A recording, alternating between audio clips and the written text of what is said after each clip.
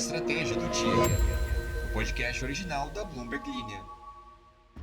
Sabe aquele momento em que você abre o celular, vê o saldo da sua conta e pensa: acho que dá pra trocar o iPhone esse ano? Pois é, a Apple viu esse pensamento seu e respondeu: segura essa onda aí, vai campeão. Olha só, segundo o Wall Street Journal, a empresa da maçã tá considerando aumentar os preços dos novos iPhones que chegam no fim do ano. E antes que alguém diga que é culpa das tarifas com a China, a Apple já tá ensaiando olha, não é bem assim, olha esse design novo aqui, que legal, esses recursos incríveis. Aquele clássico tapa com luva de silicone de $200 a mais. Então, vamos entender o que a Apple está planejando e quais são as justificativas dela para um possível aumento aí muito em breve. E olha só, se você comprou ações porque um analista recomendou, parabéns, você é, sei lá, conservador. Agora, se você comprou ações porque Donald Trump tweetou que era um ótimo momento para investir, meus parabéns, você está oficialmente surfando na montanha-russa mais rentável e também previsível de Wall Street. Isso porque no último mês, quem seguiu os palpites do presidente americano viu o S&P 500 disparar 14%, o que é o melhor desempenho em 21 dias de todo o seu governo. Pois é, após aquela queda com o anúncio das tarifas no dia da libertação de Trump, aquele dia que estava com um gráfico comicamente grande, o índice de referência subiu 14% no mês após ele dizer que era um ótimo momento para comprar. Isso são palavras dele lá de 9 de abril, horas antes de suspender algumas das tarifas mais severas em um século. Ele reiterou isso em 8 de maio, dizendo a repórteres que a perspectiva econômica justificava investir em ações. Pois é, meus amigos, Trump fala, a bolsa reage. Então vamos ver como que foi essa alta histórica do S&P 500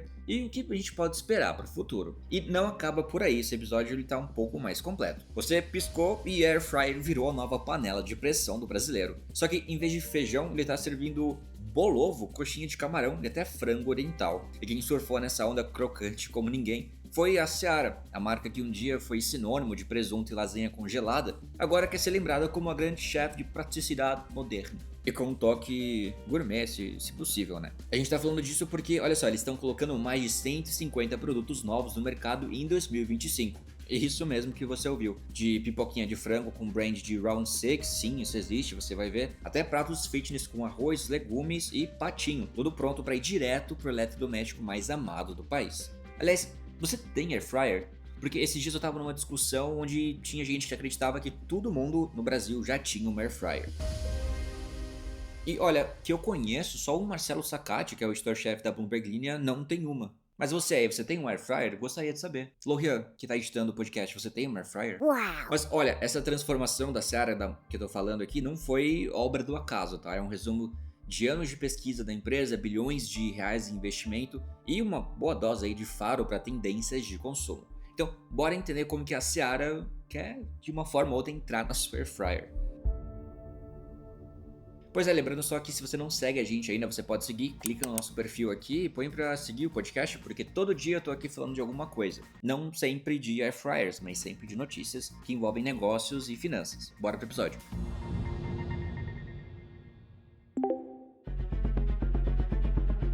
Pois é, a Apple tá pensando em aumentar o preço dos novos iPhones que serão lançados no final desse ano. A informação ela foi publicada pelo Wall Street Journal, que ouviu pessoas de dentro da empresa, mas que preferiram não se identificar. Vamos entender um pouquinho aqui. A ideia da Apple seria subir os preços junto com novidades no design e nos recursos dos aparelhos. Assim, a empresa tenta evitar que o público ache que o motivo da alta são aquelas tarifas que os Estados Unidos aplicam sobre produtos vindos da China, algo que tem, de certa forma, impactado bastante a produção de eletrônicos. Até agora, a Apple não respondeu às perguntas feitas pela Bloomberg sobre esse assunto, tá? E vale lembrar também que o valor inicial do modelo principal do iPhone está congelado desde 2017. Pois é, desde o iPhone X, cara, o iPhone da época que foi lançado por $999, cerca de R$5.100 na cotação atual, isso sem contar os impostos, é claro. Olha, mesmo assim os custos de fabricação aumentaram bastante, principalmente por causa dessas tarifas comerciais, né? Por mais que a Apple queira driblar esse motivo, isso conta. Essas tarifas elas foram impostas durante o governo de Donald Trump e atingem diretamente fábricas lá da China, onde a maioria dos iPhones é montada. Mesmo com um acordo temporário entre Estados Unidos e China para reduzir essas taxas, elas ainda são altas, caíram de 145% para 30%, mas continuam pesando no bolso da Apple. Segundo o próprio CEO da empresa, o Tim Cook, só nesse trimestre a Apple pode gastar cerca de $900 milhões a mais por causa dessas tarifas. Aliás, durante o primeiro mandato de Trump, Cook chegou a fazer fazer lobby, ou seja, conversar diretamente com o governo, isso para que alguns produtos da Apple fossem isentos dessas cobranças. E se você acha que ele conseguiu, você acertou, porque ele conseguiu. Mesmo com planos de crescer em outros países, os modelos mais caros do iPhone, como o Pro e o Pro Max, ainda serão fabricados lá na China, isso de acordo com o Wall Street Journal.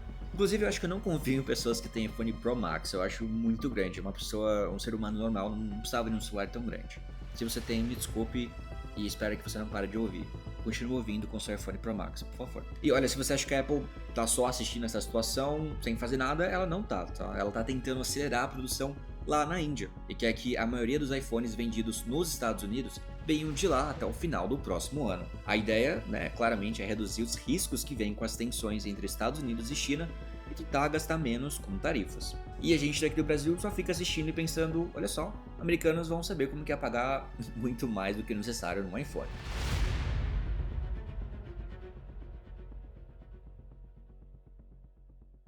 E bora falar de mercados.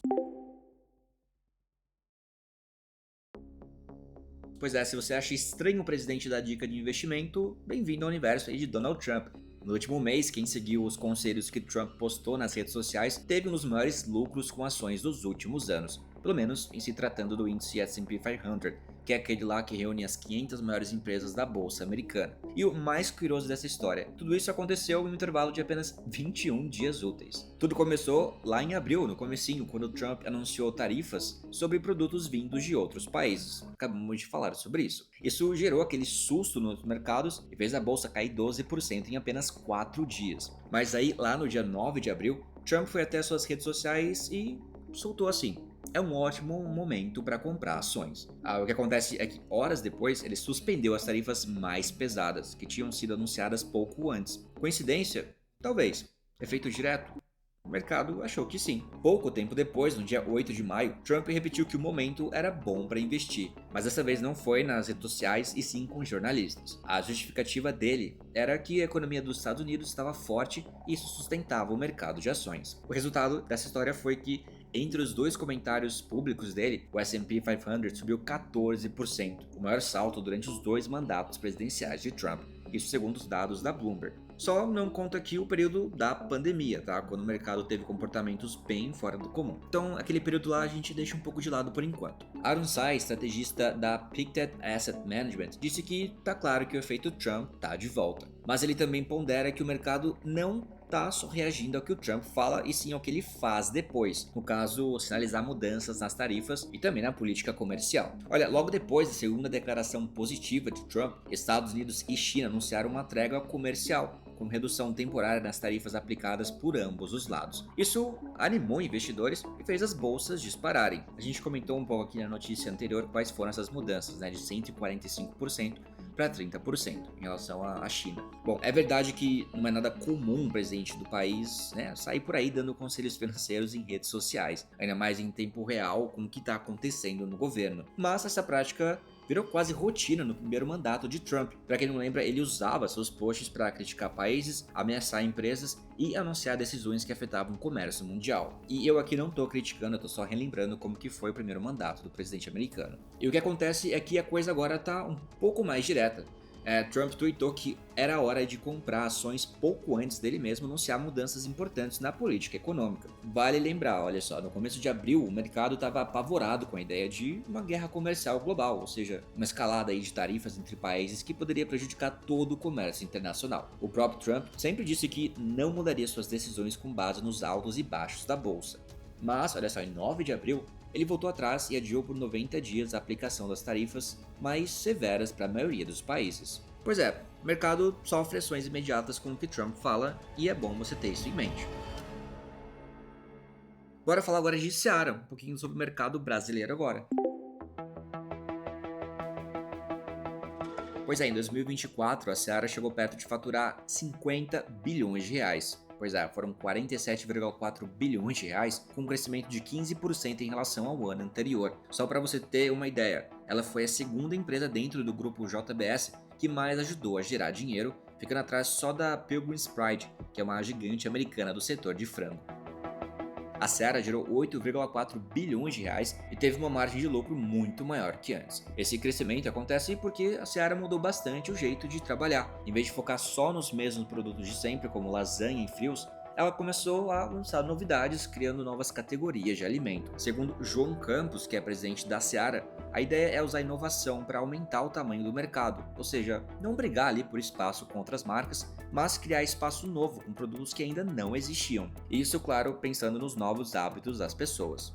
E é por isso que eu perguntei no começo se você tem air fryer. Pois é, as pessoas têm mais air fryer que micro-ondas aparentemente, então é de se esperar que as empresas se adaptem a essa nova realidade. E a escolha de focar na Air Fryer faz todo sentido. O aparelho é prático, mantém o sabor dos alimentos, segundo a matéria que eu tô lendo, não sei se isso é verdade. E segundo dados da própria Seara, já tá em metade das casas do Brasil. A empresa também diz que, além de ser mais saudável, já que usa ar quente em vez de óleo, a Air Fryer consegue preparar mais coisas do que um micro-ondas, que serve basicamente para esquentar sua comida. Outra aposta da empresa é fazer alimentos mais saudáveis, com menos sódio e usando ingredientes naturais. E claro, tudo isso com um valor agregado, ou seja, produtos que acabam custando mais, mas que o consumidor está disposto a pagar porque sente que vale a pena. Bom, o presidente da Seara disse em uma entrevista à Bloomberg News com Marcelo Sacati, que inclusive é o homem que não tem uma TV em casa, que quando a empresa acerta na ideia e entrega um produto que realmente resolve um problema ou desejo do consumidor, ele paga o preço. Isso no sentido bom, né? Não no sentido ruim. E que como muita gente já tem um air fryer em casa, menos o Marcelo Sacati, o objetivo agora é oferecer novos produtos para essa galera testar. Campos, ele comanda a Seara desde 2020, entende do assunto. Olha só, antes de assumir esse cargo, ele foi presidente da PepsiCo no Brasil e também já trabalhou mais de 20 anos na Unilever, que são claramente duas gigantes do setor de alimentos e bebidas. Mas bom, voltando aqui um pouquinho para a estratégia da Seara, que é interessante analisar. A estratégia de explorar novas ocasiões de consumo com base em pesquisas e dados de hábitos, ela tem sido colocada em prática há mais tempo. A Seara recebeu investimentos de 8 bilhões de reais nos últimos 5 anos. A marca ela tem acelerado o seu crescimento como parte de uma mudança de cultura e de estratégia, isso mais de uma década depois de sua aquisição pela JBS, que foi lá em 2013. Para você ter uma ideia, na ocasião, sob gestão da rival Marfrig, ela tinha receita anualizada na casa de 8 bilhões de reais. E bom, o desenvolvimento e os testes de consumo são realizados em um hub de inovação chamado internamente de Academia Seara, na sede da JBS em São Paulo. Inclusive eu fui lá com o Marcelo Sacati na semana passada, o que foi interessante, mas a moral da história, caso você esteja curioso, é de que não fique com azia se você vai visitar a sede da Seara. Por mais que não tenha óleo, você não vai querer comer fritura se você está com azia. Mas a questão é que esse espaço que a gente visitou, ele é muito focado em pesquisa e inovação. No fim do ano passado, cerca de 80 profissionais trabalhavam dedicados entre cientistas e engenheiros de alimentos e chefes de cozinha também. Segundo a empresa, são de 500 a 700 estudos por mês que envolvem novos sabores, tamanho das porções vendidas, ingredientes e modos de preparo, entre outros pontos. E bom, gente, eu sou o Alan Blanco, as informações são da Bloomberg News e da Bloomberg Linha, e o episódio foi editado por Lohia Queiroz. Uau! E bora ler aqui rapidinho alguns comentários do episódio passado. No episódio passado a gente falou sobre como a Apple pode terminar uma parceria de 20 bilhões de dólares com o Google. Mas o foco mesmo foi nos memes que o Lohia colocou. O Marcos Shaolin diz: o Digue me quebrou por inteiro. Douglas diz que já começou o episódio rindo com a sonoplastia e tem só 2 palavras para isso: parabéns. São as palavras dele. André dos Santos diz: eu invisto mais visando evitar gastos impulsivos do que visando lucro. O que é genial, André, eu sigo a sua lógica também. Quando eu invisto, eu faço isso para não ter dinheiro disponível, senão eu vou comprar videogames antigos, sendo que eu nem jogo. Show Henrique Frigo diz: realmente o navegador Safari do Apple não é tão bom assim. Parecia que estava bem esquecido durante esses anos e agora vão dar uma atenção. E Ivana Maziero diz: é surreal essa disparidade devido à falta de educação financeira e é algo que realmente notamos que não é interessante para ninguém, para a população aprender. E é isso, gente, muito obrigado pelos comentários. Eu ainda tô curioso se você tem um air fryer em casa, se você puder comentar, e até o próximo episódio. Até lá, tchau, tchau. Um big beijo.